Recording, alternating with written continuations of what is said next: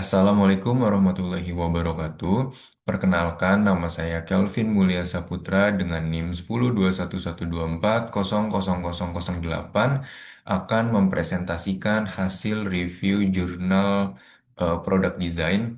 Di sini terdapat dua jurnal dan saya akan mereview jurnal pertama dulu dengan judul Is usability testing valid with prototypes where clickable hotspot are highlighted upon misclick? Oke, kita mulai dari introduction.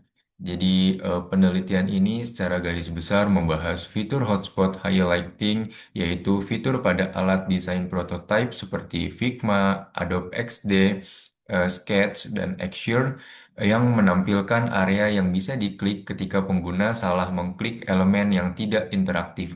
Nah, fitur ini tuh sering digunakan untuk membantu pengguna saat menguji prototipe yang interaktivitasnya masih terbatas. Namun, sampai sekarang belum ada penelitian yang menjelaskan apakah fitur ini mengubah perilaku pengguna selama usability testing dan apakah itu memengaruhi keakuratan hasil pengujian. Karena itu, penelitian ini melakukan eksperimen untuk membandingkan perilaku pengguna ketika prototipe diuji dengan dan tanpa hotspot highlighting. Oke, kita masuk ke background and related work. Jadi, usability testing pada prototype bertujuan menemukan masalah sejak tahap awal desain, di mana tingkat interaktivitas prototype itu sangat mempengaruhi bagaimana pengguna berperilaku. Nah, hotspot highlighting pada dasarnya memberikan petunjuk visual kepada pengguna mirip seperti intervensi dari moderator dalam pengujian. Berbagai penelitian lain menunjukkan bahwa petunjuk visual seperti highlight, tanda panah, dan efek sorot dapat mengarahkan perhatian pengguna dan memengaruhi keputusan mereka.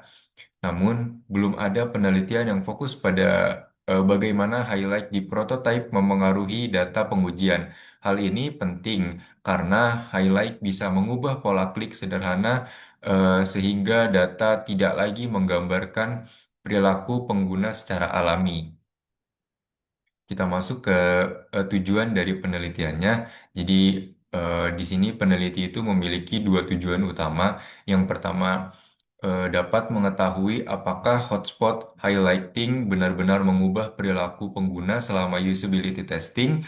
Yang kedua, menentukan bagaimana sebaiknya usability testing dilakukan jika hotspot highlighting digunakan agar hasilnya tetap valid. Nah, peneliti menduga bahwa highlight dapat menyebabkan yang pertama, klik pengguna menjadi lebih terarah. Yang kedua, munculnya incidental clicks, yaitu klik kosong yang dilakukan hanya untuk memunculkan highlight sebagai petunjuk. Nah, terus kita beralih ke metode. Penelitian ini menggunakan metode eksperimen antara subjek yang dilakukan secara online dengan melibatkan kurang lebih 80 peserta dan ada dua jenis prototipe yang digunakan. Yang pertama itu ada streamline prototype yang dimana hanya elemen penting yang bisa diklik dan hotspot highlighting aktif. Yang kedua ada exploratory prototype yang dimana hampir semua elemen bisa diklik dan tidak menggunakan highlight. Kedua prototipe memiliki tampilan yang sama, tetapi tingkat interaktivitasnya berbeda. Terus di sini tugas penggunanya itu diminta untuk menyelesaikan tiga tugas e-commerce umum. Yang pertama, mencari kaos termurah dan menambahkannya ke wishlist. Kemudian yang kedua, membeli kaos yang sudah ditambahkan ke wishlist. Dan yang ketiga, mengajukan permintaan pengembalian uang atau refund. Terus data yang dikumpulkan itu mencakup pertama ada jumlah klik, waktu, dan keberhasilan tugas. Yang kedua ada dead click dan incidental click. Yang ketiga ada jalur navigasi. Yang keempat ada heat map atau click map. Yang kelima ada skor UM UX. Yang keenam ada feedback dari peserta. Nah, jadi hasil yang didapat itu menunjukkan bahwa hotspot highlighting benar-benar memengaruhi perilaku pengguna. Temuan pentingnya di sini yang pertama itu ada jalur navigasi pada prototipe dengan highlight lebih pendek karena pengguna diarahkan oleh highlight. Yang kedua ada dead clicks, lebih banyak pada prototype yang memakai highlight karena lebih sedikit elemen yang bisa diklik. Terus ada incidental clicks meningkat tajam karena pengguna sengaja mengklik ruang kosong untuk memunculkan petunjuk. Yang selanjutnya ada heat map. Heat map ini menjadi bias karena area yang disorot highlight otomatis mendapatkan banyak klik. Dan yang terakhir ada ketika highlight muncul di luar layar karena scrolling, itu beberapa peserta melakukan rage click. Nah, meskipun begitu, hasil akhir seperti keberhasilan tugas, waktu penyelesaian, dan skor UM/UX tidak jauh berbeda antara kedua prototipe. Oke, jadi general discussion and implication-nya, hasil penelitian itu banyak menunjukkan bahwa hotspot highlighting dapat membantu peserta menyelesaikan tugas tetapi mengurangi naturalitas perilaku pengguna. Jika hasil klik dianalisis tanpa mempertimbangkan highlight, maka kesimpulan yang diambil bisa keliru. Nah, beberapa implikasi penting. Yang pertama ada highlight membuat data heat map, click map, dan funnel kurang akurat. Yang kedua, klik setelah highlight muncul sebaiknya tidak dinilai sebagai perilaku yang alami. Yang ketiga ada incidental clicks tidak boleh dianggap sebagai masalah desain UI karena seringkali digunakan hanya untuk memancing highlight. Yang keempat, highlight tidak cocok digunakan pada prototipe yang banyak scrolling. Yang kelima, alternatifnya adalah menyediakan placeholder page agar lebih banyak elemen bisa diklik tanpa highlight.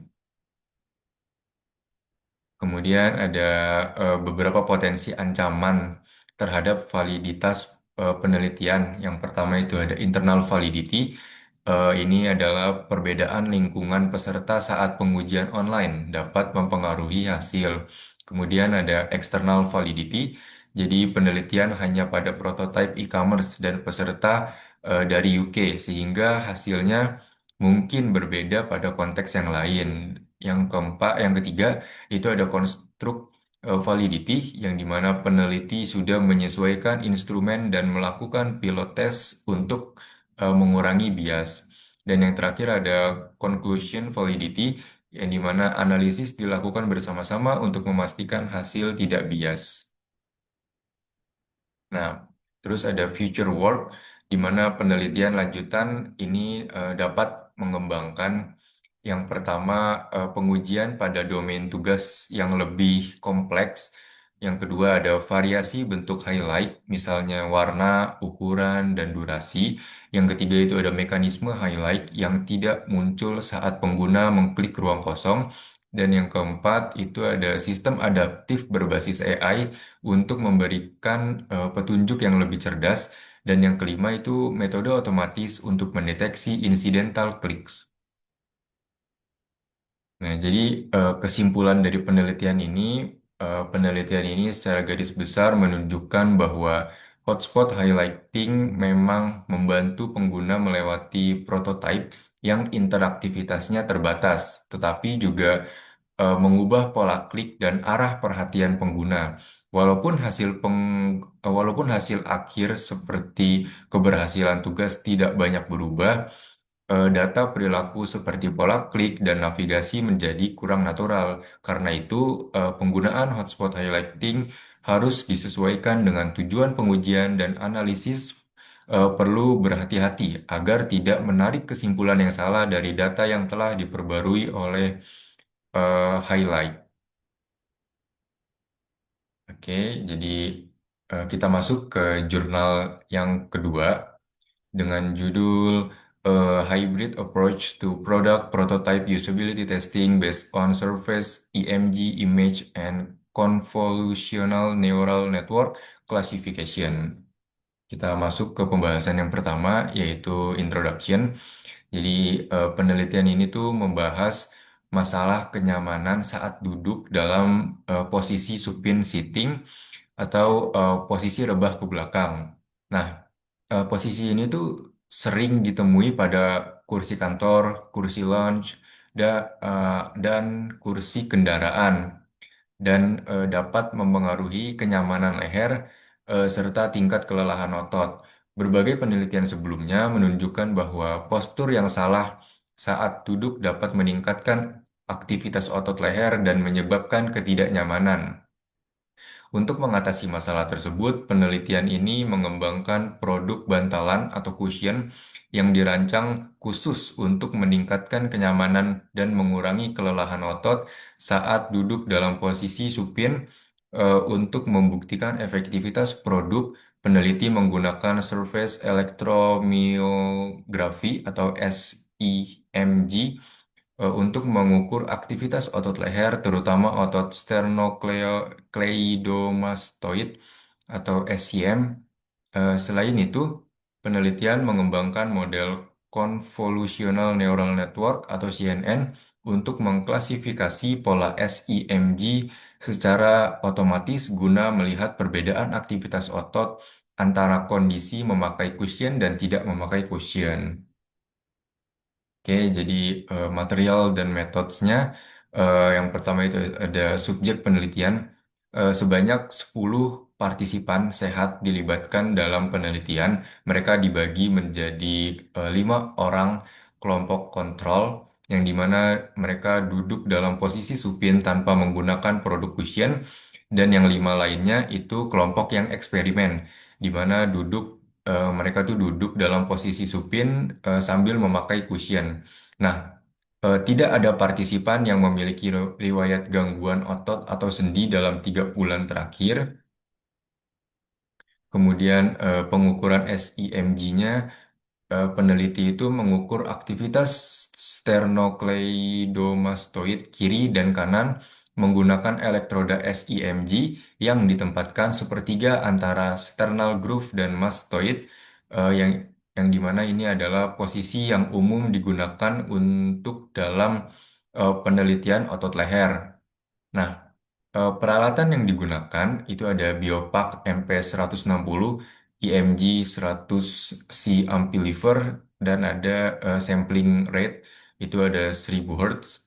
Terus yang keempat ada data dianalisis dengan menggunakan software Acknowledge 5.0. Eh, Indikator utama yaitu main main power frequency atau MPF, karena indikator ini sensitif untuk mendeteksi kelelahan otot. MPF yang turun menandakan otot mulai lelah atau capek. Terus ada pembuatan dataset di mana data SIMG diolah menggunakan metode berikut. Yang pertama menggunakan sliding window 10 detik dengan overlap sepertiga.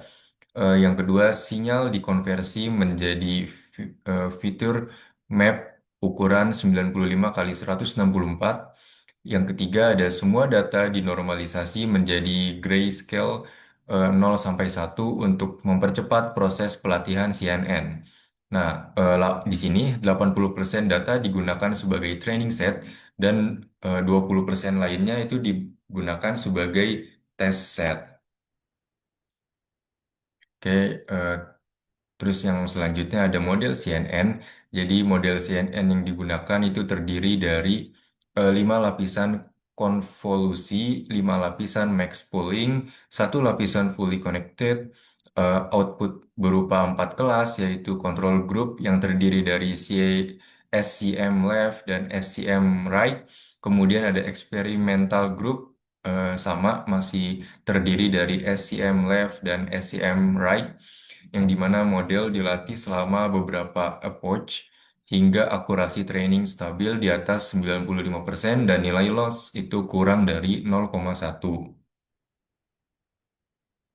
Nah, hasilnya eh, ada hasil pelatihan CNN yang dimana model CNN menunjukkan performa sangat baik dengan akurasi tinggi, eh, seperti presisi itu range-nya 0,98 sampai 1, terus ada recall itu sama 0,98 sampai 1, terus ada F1 score itu lebih tinggi lagi 0,99 sampai 1, kemudian ada akurasi keseluruhan tes dataset hingga 99%.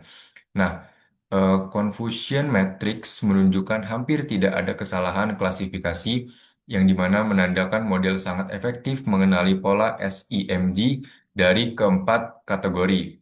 Nah, perbandingan aktivitas otot dari hasil SIMG ini menunjukkan yang pertama, kelompok yang menggunakan cushion mengalami penurunan aktivitas otot SCM yang berarti lebih rileks dan tidak cepat lelah. Kemudian kelompok kontrol cenderung menunjukkan penurunan MPF yang lebih tajam.